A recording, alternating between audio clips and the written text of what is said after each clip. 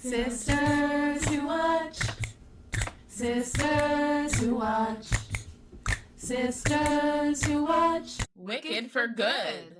Hey, y'all, hey. Hello. Welcome to Sisters Who Watch. I'm Shelby. And I'm Laura, and we're sisters who watch everything. TV, movies, sports, concerts, and even Elphaba and Glinda. That's right. We love to watch, and we love talking about it even more. Today we're watching Wicked for Good. Yes, the most anticipated title of the year for us. The part 2 to Wicked that came out last year. Yes. Woo. Before we get into our review of Wicked for Good, please make sure you're giving Sisters Who Watch 5 stars. 5 stars wherever you listen. Rate, download, subscribe, follow, leave us a comment. We really appreciate your support. Thank you. Okay, Shelby, can you give us some background about Wicked for Good? Yes. So we reviewed Wicked last year with the Sisters in the Stars podcast. So if you haven't listened to that episode, make sure you do. It's a goodie. Yes. And like we mentioned at the top, this was one of our most anticipated titles of the year, so we're very excited for it. And this is the follow-up to the first part of Wicked. And here's the logline, folks. Elphaba, the future Wicked Witch of the West, and her relationship with Glinda, the Good Witch of the North. The second part of a 2-part feature film adaptation of the Broadway musical. And so, for those of you that don't know, Wicked is a very popular Broadway musical. We saw it on Broadway for Laura's birthday years ago. We were kids, yeah. So good. And so it's a phenomenon. Everyone loves the music, and so it was a big deal that they were adapting it into a movie, and it kind of broke the internet last year, and we had to be part of it again this year. Just had to. Yes, absolutely. So coming in, Shelby, what were your expectations for Wicked for Good? I was very excited. I mean, personally, I did not remember how the Broadway musical ended. So I was kind of obviously we know the story of the Wizard of Oz, but I wasn't sure how we got there, So I was curious to see how, Elphaba truly becomes Wicked Witch of the West and Glinda rises. So I was curious to see the Elphaba's fall, Glinda's rise. Also, for those of you watching, I do have a pink and green bracelet on in honor of my sorority, but a lot of people confuse it for a Wicked bracelet. So we love pink and green. Great color combo. That's it. But no, going back to my expectations, they were very high. I was curious. I was like, I don't want any spoilers, even though I did get some throughout the social media and like press tour, because people on social media do the most. They were like, oh, there's Tin in Box poster, so he's obviously the Tin Man. Or, oh, there's Hay in Fiyero's poster, so he's obviously the Scarecrow. I was like, what? I'm like, people. I will say, I had heard that the songs weren't as good in the second part of the musical. I had heard that too. Yes. And I heard that they were adding some new songs, so I was like, I wonder, how the music will be. Given, Defying Gravity, Popular, The Wizard and I, the really Dancing Through Life, the really big, fun songs on the first movie, I was a little concerned for the music in the second, and I was right to be concerned, because the music was not as good. Yes, I had similar expectations. I feel like the 2 really, really big songs from Wicked were in Act 1. So, yeah, my expectations for Wicked for Good, they were, relatively high because I thought the first one was really successful. But I think it had a lot to live up to. So it was kind of set up, not set up to fail, but it had big shoes to fill, for sure. Did. Yes. So how did you feel about the beginning of the movie? Right, we end Wicked with Elphaba singing Defying Gravity, which was such a great moment.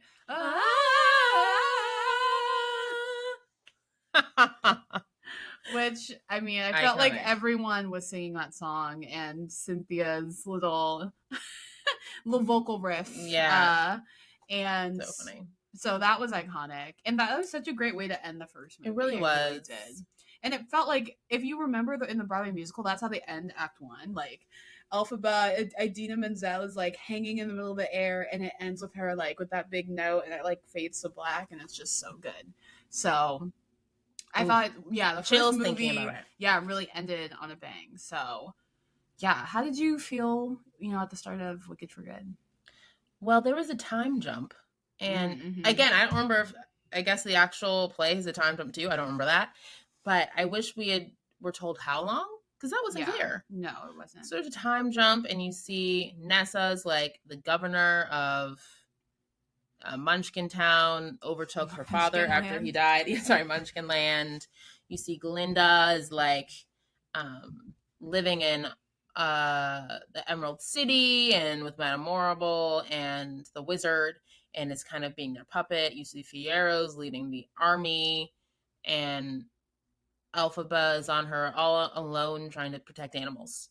And I'm like, confusing. How did we get here? So I wish we knew how long the time jump was and kind of how everyone ended up in those positions. Like, you're kind of forced to just be like, okay, this is where we're starting. Yeah, I agree. It was definitely confusing. I think specifically the Nessa storyline, because we didn't get that much storyline about her in the first movie. No. Like, I didn't know she wanted to go into politics or... So I thought that was really confusing. Like, oh, so she's now just the governor of Munchkin Land? Like, where did that come from? I don't remember her dad being the governor. Like, they didn't give us enough backstory in the first one for us to be like, oh yeah, of course Nessa's the governor. They didn't. That didn't make sense. And Bach is her little assistant, and I just thought that storyline was confusing. Yeah, like, why was he working for her? Like, how did he end up in that role? Didn't love that, but I loved that Elphaba was still, in her rebel era. Like, she was still trying to protect the animals and stopping, like, they were being forced to build the Elbic Road, and she was like freeing them, and she was trying to protect the animals and trying to convince them to stay and fight, which, and we talked about this right after the movie, felt very like racially coded. Yes. It felt like this movie was like made for our current time. Yeah. And it wasn't, right? Like, this is a musical based on a book from the 90s. So like, this was something that just clearly resonates across generations. But I think the storyline of like ostracization, like pushing people out, the scapegoating the animals, they're being forced to flee their homes, and Elphaba being seen as like the villain and the Wicked Witch when she's really just trying to let people shed light on corruption. I think we talked about this in the first movie, like, and we also saw Zootopia recently, Zootopia 2, and just a common theme. They were very similar movies, surprisingly. Yes. And the common theme was like the people in power, right? The people with money, the people in government, they're controlling the narratives, and they're choosing to demonize who they want to demonize when they're the ones who are truly corrupt and crooked. And so it's just, it's sad. And it felt very of the times, right? Like, we demonize poor people, we demonize people of color, like outcasts, the others, and that's what's happening in Wicked. So bad. Yeah, it felt very racial, to say the least. Definitely. And so we also see that Glinda forces a proposal of marriage onto Fiyero. And we sense a little like chemistry in the first movie between Fiyero and Elphaba. And what did you think of Fiyero choosing Elphaba over Glinda? I loved it. There was some discourse around this. I know. Some people thought like Elphaba was being a good friend. I'm like, Glinda was not a good friend either. She basically told Morrible to like use Nessa to get to Elphaba. So we'll get to that. But I don't think either of them are good friends. I don't think they really had a good friendship from the beginning. Like, Glinda kind of used Elphaba to get close to Madame Morrible and like have like magic lessons, and Elphaba kind of used Glinda to have more favor with her classmates. I feel like they both weren't really true friends. But I digress. I think the Glinda and Fiyero Elphaba love triangle was messy, but Glinda, this again very self-absorbed this whole time, thought Fiyero was hers, but he was never that into her. I know. And so from the jump at school, she was like, oh yeah, Fiyero's mine. I was like, girl, I don't think he's that into you, but also like I think Glinda just thinks she can say something's hers and have it. And I'm like, that's not how the world works. And no. She literally is talking to the Aussians. Fiyero shows up and they're trying to put on a brave face, look happy, And Glinda's like, well, I have an announcement. the wizard and I have decided that we're engaged. And Fiyero's like, engaged? It's like, that's crazy. R.I.P. Like, how do you not ask the man, talk to the man? Like, just felt very bizarre. And so that's why it's hard for me to feel bad for Glinda, given you forced a engagement on him, not really thinking about his feelings, realizing he doesn't really like you. You're delusional. She just wanted her like perfect world. Oh, the perfect guy, a perfect environment. We're both working for the wizard. Da da da. It was just anyone with a pulse could see that Fiyero and Elphaba liked each other, except Glinda. I know. It felt very Bridgerton coded, like when Jonathan Bailey, he just loves playing someone that isn't attracted to who he's supposed set to marry and is trying to force himself to be that person when he wants to be someone else. It's classic. Yes. But Bridgerton season 2 is the same thing. Like, he was engaged to Simone Ashley's sister. They're about to get married, and then they have to call off the wedding because he's actually into Simone Ashley. It's too much. And the sister notices finally. And then she's like, how have I been so blind? The way you guys look at each other. And it's like, Ariana just needed to have that moment because she'd just been blind to it. Yeah, so Fiyero chooses Elphaba, and some people are like, wow, Elphaba really stole Glinda's man. But Fiyero is the one who was like, Elphaba, I want to be with you. Like, Elphaba wasn't do anything, trying to initiate anything. No. So it was on him. And then, I loved it. At Fiyero and Glinda's wedding, Elphaba is talking to the wizard and deciding to, like, fine, let's work together. You'll release the monkeys. You'll release the animals. Like, everything will be okay. Finds, like, a hidden dungeon of animals thanks to the main monkey and realizes the wizard lied to her. Of course. And so she gets upset, releases all the animals, and the animals run into Fiyero and Glinda's wedding and ruin the wedding. So she, like, locks up Jeff Goldblum, and then... Yes. Then Myla Morrible was like, find the witch, find the wicked witch. To try to kill her. He locks up Jeff Goldblum. She locks up Jeff Goldblum. And Fiyero shows up and it, like, has the gun on Goldblum and then puts it on her. Has it on her and puts it on Goldblum and was like, I'm going with her. Yeah. In front of Glinda. Yikes. I know, that was rough. Yikes. And I mean, rightfully so. But then they run off to her hiding spot and it's a very bizarre sex scene. How did you feel about this? Yeah, we were talking to some friends about this. Like, there's, this, I'm pretty sure this is one of the original songs. Like, Elphaba and Fiyero are in her, like, magic tree house. And they're, like, dancing and singing. And then they end up in the scene, like, in bed together, like, kissing. Yeah, it was kind of weird. I was watching this and I was like, I don't think this is necessary. It felt like awkward. Like, I was like, why am I watching this? And I didn't weird remember this. And again, I hadn't seen the musical in forever, but I was like, wait, this happens in the musical? It felt out of place. A little out of place. It also was weird because Elphaba was in this, like, cloak. This, like, weird, like, sweater robe. I was like, what outfit is this? Yeah, and then the next morning they wake up and Jonathan Bailey's, like, shirtless in bed, and I'm just like, this, I did not like it. And it's a kid's movie. Yeah, it's a kid's kid's movie. This is PG. movie. I'm like, is that PG? Yeah, I was like, this is kind of weird. There were a bunch of, like, kids. Yeah, I was like, why is Jonathan Bailey shirtless in bed? We don't need to see them in bed. Yeah, I thought that was kind of strange. It was, I mean, I'm happy for Elphaba and Fiyero, Yeah, like, but we could have just seen them kiss. Yeah, it could have been done differently. Yeah, and not, like, we didn't need to see her, like, undressed and, like, lounging around in her cloak. I know, he like took off her cloak. And, like, it was weird. Yeah, it was weird. It was like alluding sex, but not. Yes, it was definitely like alluding sex. And then the next morning when he's shirtless in bed, I was like, oh my god, like, none of that was necessary. No. It's like the Lion King having, like, a weird sex scene. Yeah, it was not needed. No. I will say the, like, kind of, like, fashion throughout, I was like, interesting, particularly. Should we talk about Cynthia's nails? Yes. We noticed that her nails seem to be, like, really long and dramatic in this movie compared to the first one. I saw so many people, like, put on Threads or Twitter, like, is there a nail tech in Oz? Like, getting her nails done. Literally. Like, I'm like, who? That seems like a bit of a gap. Okay? Like, Right. there's no way her nails are like coffin nails are this long and like claws. I know, it's like, right. She's the Wicked Witch. No, she's isolated. No one's Who's like, doing who's her doing her nails? nails? That's a good point. I didn't think about Who's that. doing her nails? I was just like, it's obviously like very dramatic. I'm like, why? But that's a good point. It's like, who's doing her nails? It was very unrealistic. It also was like, how is she riding around on a broomstick with those nails? How is she flipping through the book? Like, those nails are difficult. I know.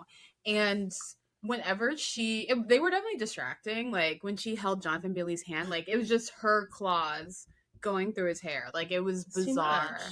Yeah, the nails were a bit distracting. What did you think of her boho braids hair this movie? Because the first movie, it was different, right? Yeah, the first movie she just had like normal box braids, but this movie she had like boho. She had the braids with like the I don't really know what the point was. Bits.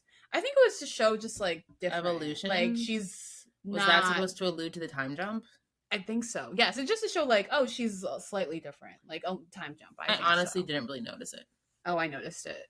I was like, oh, her hair's different. Let's look it up. I really didn't notice. Oh, and speaking of Fiyero, what do you think of Jonathan Bailey being Sexiest Man Alive? Love. I mean, like I said, I thought he was great in Bridgerton. I've been a fan. Yeah. I think he is very beautiful, sexy, hot, whatever. And I also think people have to realize Sexiest Man Alive is also about like promotion and like brand and business. Mm-hmm. He was in Jurassic World earlier this year. Everyone was talking about his slutty little glasses. Yes. And then he's in one of the biggest movies of the year, Wicked for Good. Like, it makes sense. Like, he had a big year. Yes. And he felt more central to this movie. Yes. I feel like the first movie, he was just kind of a side character, but he felt more... He was very important. Yeah, very He was central. helping Elphaba. He was communicating with the monkeys. He, like, sacrificed himself. Like, oh, yeah. Fiyero had a big role. He had a much bigger role in this movie. It felt like the first movie was really about Elphaba and Glinda. Yeah. And maybe Madame Morrible. And all the other characters were just kind of there. Yeah. But this movie, it felt like all the side characters really had more interesting things happening. Stepped up and were more central to the story. Which is why I wish they had a bit more background or screen time. But the one last thing I'll say about Jonathan Bailey's Sexiest Man Alive, he's the first openly gay man to be Sexiest Man Alive. We love making history. Yes. And that is very exciting. And it shows like how we're evolving. I mean, he's playing the lead, like he's playing the straight man in like so many movies. It's iconic. So it's like, and I remember in the first movie, everyone's like, wow, like everyone's attracted to Jonathan Bailey. He is a skill. I know, like Bowen Yang and all the ladies are like, oh my gosh, Fiyero. Yeah, he has a skill. He's a really good actor. Put him in everything romantic. He knows what he's doing. He's a heartthrob. He's for a heartthrob. Sure. So yeah, it's like, of course, like, I mean, and I also mentioned this to some of our friends, like, he and Cynthia are both very gay, so it was like kind of funny seeing them like, you know, in a relationship together. It was funny. I was when I was watching that, I was like, yeah. Oh, wow, some people funny. I think said it wasn't believable because of that. I'm like, fair. They didn't have great chemistry. Like, yeah, if you know who they are in real life, probably hard. Yeah, I mean, did you think they had good chemistry in the movie? I thought they seemed like friends. I felt like they had better chemistry in the first movie, maybe. Like when it was like longing, like the hitting glances and like the touching hands. Yeah. Now having to like fake a sex scene and like be in a relationship and hold hands and run off to the sunset. It felt like a bit harder to sell. Yes, I agree with that. Yeah. The first movie when it was just like glances, touches, you know. Mm-hmm. Yeah, the longing. That was fine. I agree. Something else, Bowen Yang was underutilized. He was barely in the movie. He had like one line. I don't even remember, but he was like in it for like 10 seconds maybe. I know. But the first movie, he was a lot more central. I don't know if it's because of his role or like, I don't know, or was it cut? Because part of me is like, I don't know where he would have been utilized more. I know. Maybe like he could have given advice to Glinda or like... Because that was his job, right? I guess helping Glinda. Yeah, he was like his friend. Like in Emerald City. Yeah. Yeah. And I feel like he was such a star in the first movie. He was so funny. He really popped. I was like, where? I missed him. I missed him in the movie. Yeah, so what else about... We haven't really talked about Glinda, have we? I mean, Glinda we've talked about this. She's not a super interesting character. But this felt like Glinda's movie. Yes. They tried to give us a bit more background about, oh my gosh, poor Glinda. She like couldn't She's trying use her the wand best. when she was a Oh, kid. yeah, that's like she was like faking her power. I can't use the wand. And then she's like, oh, a rainbow, I did that. And then all her classmates or friends are clapping. Like she's such a pick-me wannabe. Like I feel like Glinda's not likable, and I think they tried to make her likable. No. And there's rumors that there's going to be like a Glinda prequel or just a Glinda focused movie, and I don't want to see that personally. No, I think Glinda's the real villain. Glinda is the villain. She's an op. She basically sold out to be in Emerald City, right, and be with the wizard and get, the kind of power and attention she'd always wanted. She was basically coercing someone to be her fiance when he never had like much of a say. No, he never liked her. And then after Elphaba, quote, stole her man, then she was like, well, retaliation, you're not my friend anymore. And then she sells out Nessa. She's like, use your sister. Say your sister's in danger. And that's how you get to Elphaba. Brutal. And it worked, and then Nessa dies. Crazy. So sad. And I feel like she had every chance to kind of defend Elphaba and didn't.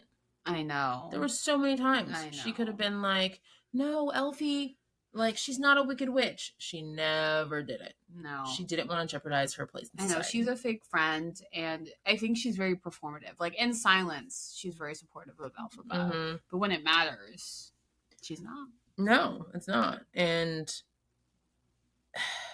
yeah. I guess we should also talk about Bach and Nessa. Like, if Glinda was the prime villain, like, let's say she's 1A, I think Nessa's 1B.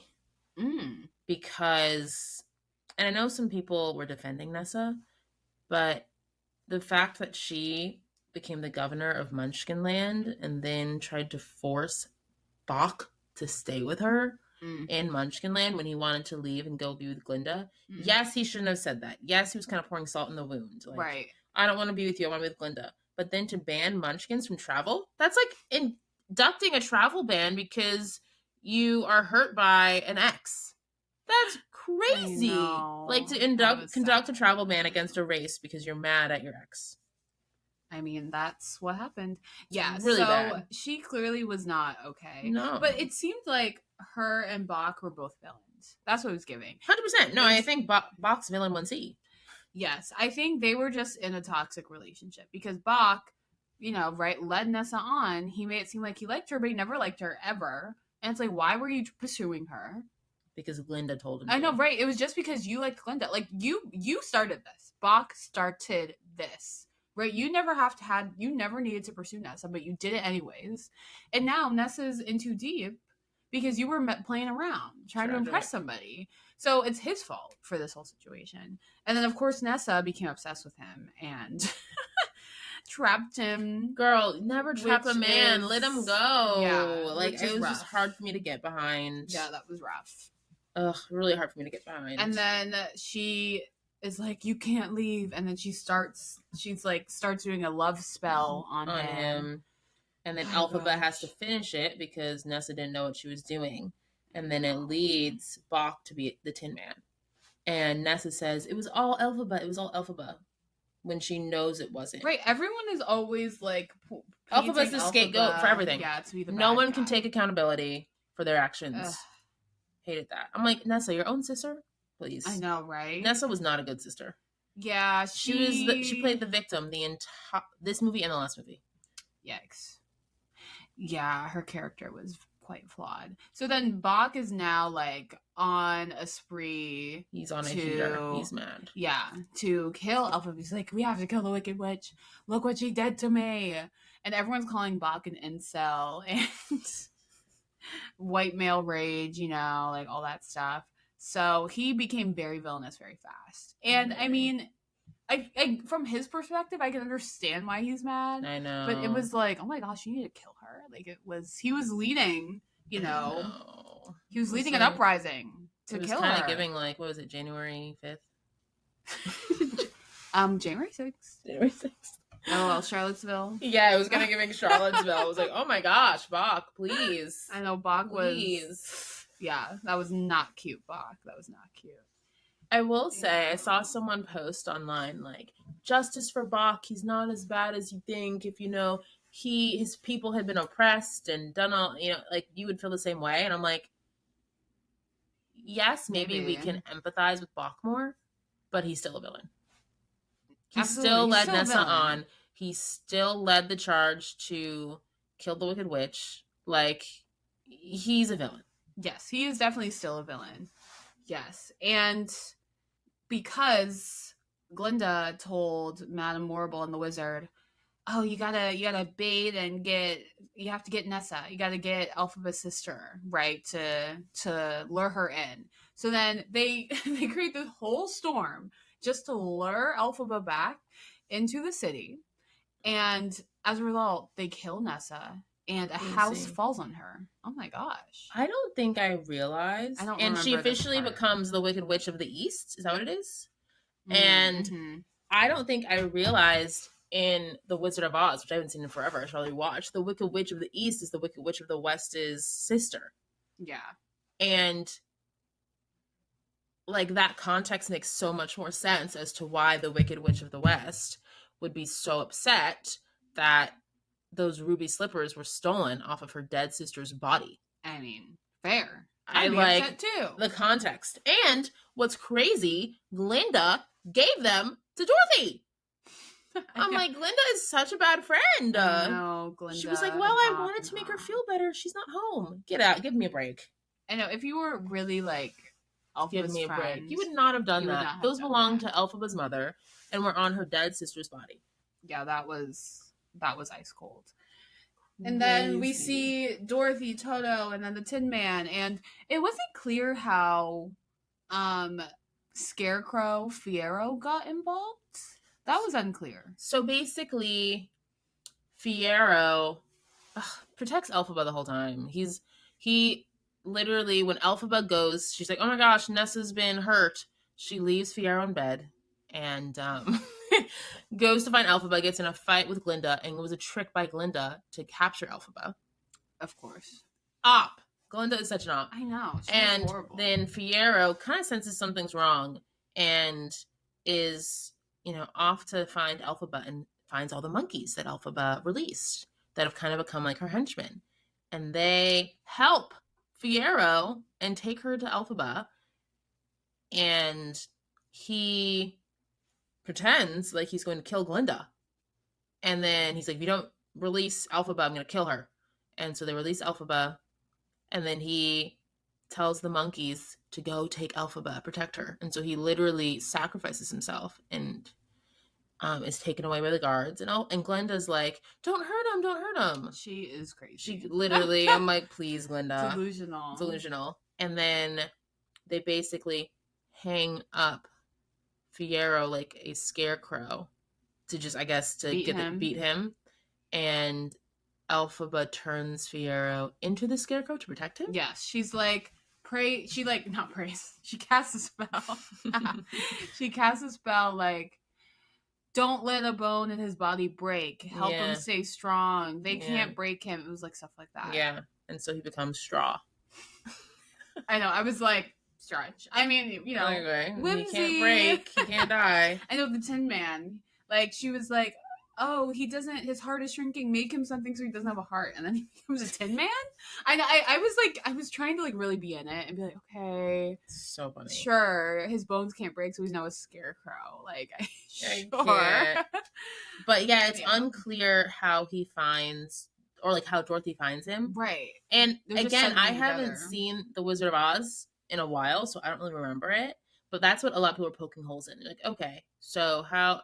But I do like, it's not Dorothy's story. So I'm glad we didn't see Dorothy's face. I'm glad she wasn't that main of a character. Yeah. But they did kind of rely on us, people, to know the actual Wizard of Oz or just not care. Like, okay, don't really care about how it all happens, but they just get to Oz. They just get to the Emerald City. They get to the wizard. And we should talk about the Cowardly Lion.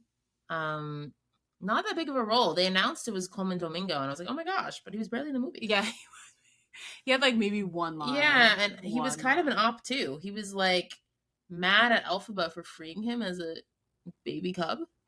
Right, I know you had to really remember it from the first movie. Yeah, because basically, remember him, basically, Elphaba and Fiyero are the only ones in class not affected by the spell. So they grab the lion cub and try to like release him so he's not in captivity.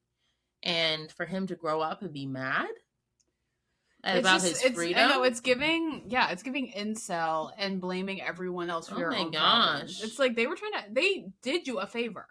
You could have been in a cage, but now you're in the wild living your life. It's just like you just need someone to be mad at. Crazy. Like, come on now. Yeah. Crazy. Yes. I like Coleman Domingo.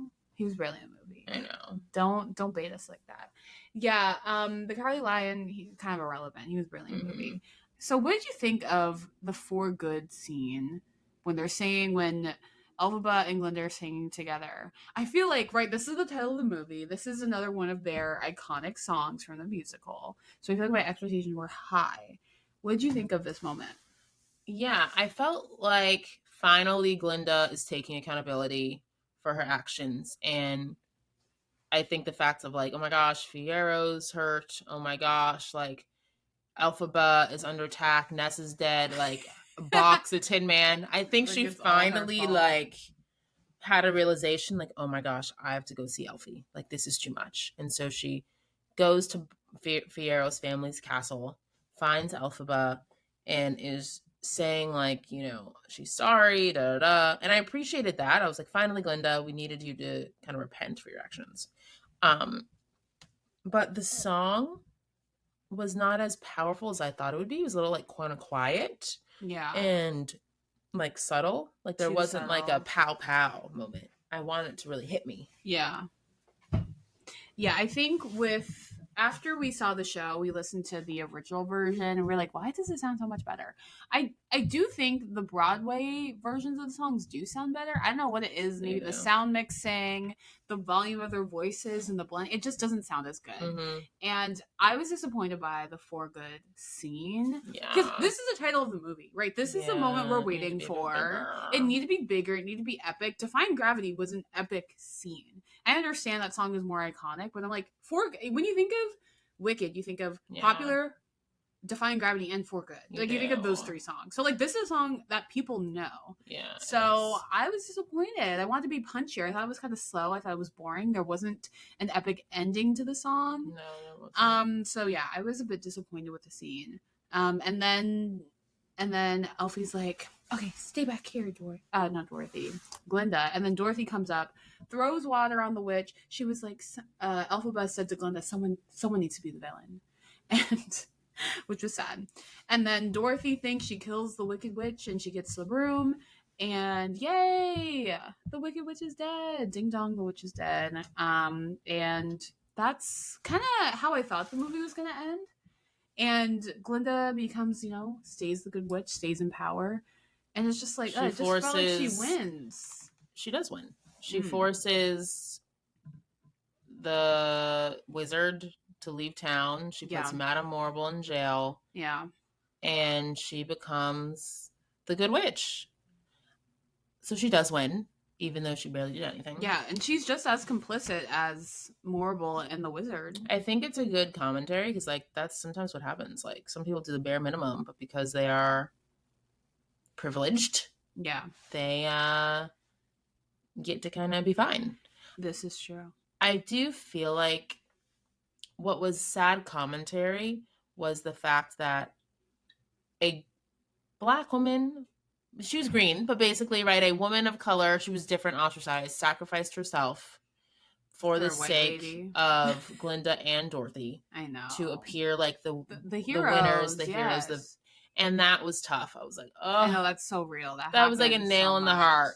And I thought, but it's real. So I'm glad that they showed it, but that was tough. I was like, dang, not her sacrificing herself because she knows that they need a villain. They need a scapegoat. So these two white women can save the day. White savior. It was tough. But I did like that there was that twist at the end that Elphaba's alive. Yeah.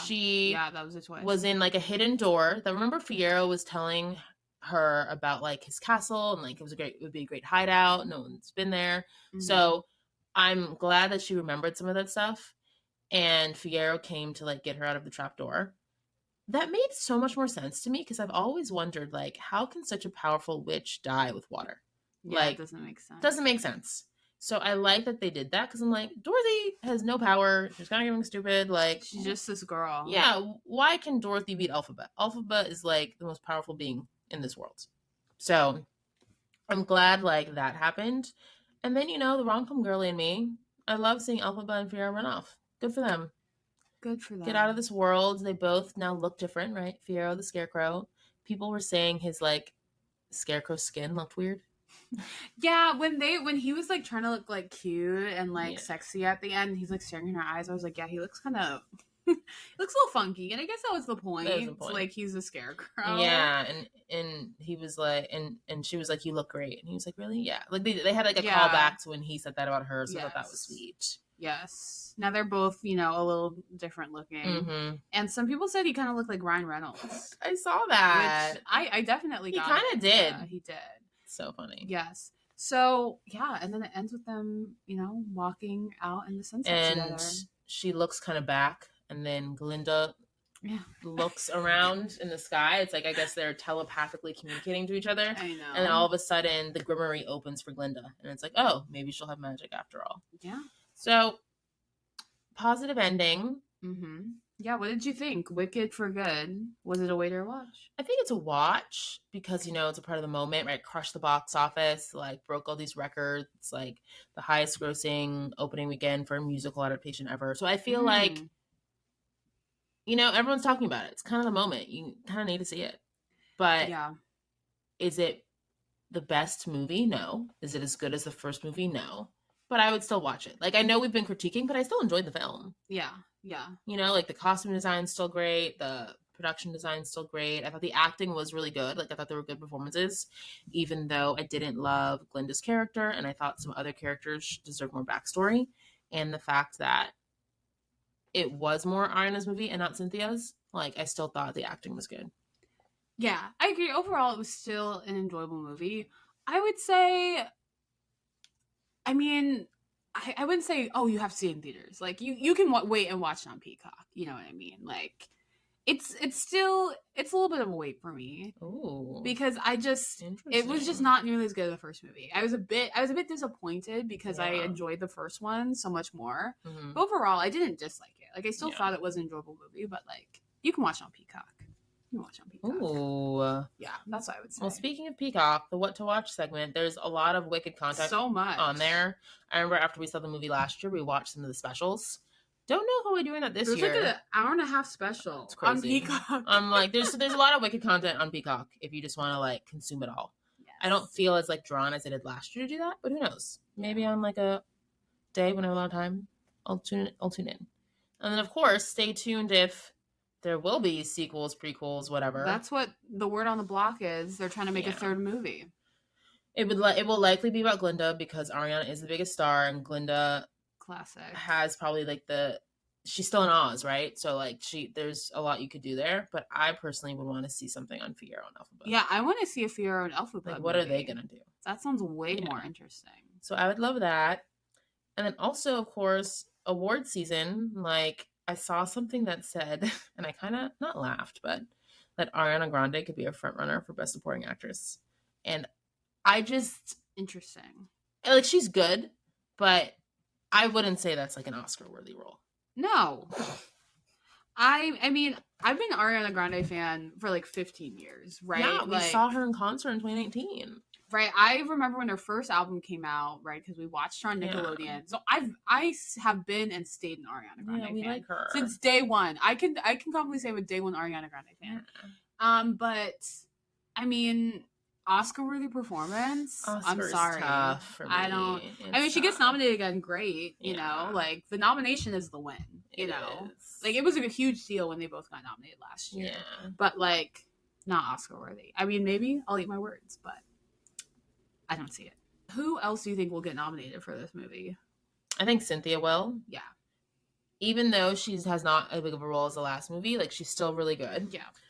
And I think that's probably it in terms of acting. I mean, I did like Jonathan Bailey. He probably, I also, because the supporting actor is pretty stacked. category this year. And then, of course, I think production design, costume design, all those kind of technical, maybe direction, art awards it'll get again. So I just feel like they're really blowing up right now. Love it for them. Yeah, we'll be watching whatever they put out. We will. Yes. Well, if you enjoyed this episode of Sisters Who Watch, be sure you're giving us 5 stars. 5 stars wherever you listen. Rate, download, subscribe. Follow us on social media at Sisters Who Watch, and buy our merch on our website, sisterswhowatch.com. Yes, thank you so much for tuning in. We appreciate y'all. Stay watching. Stay watching. Everything.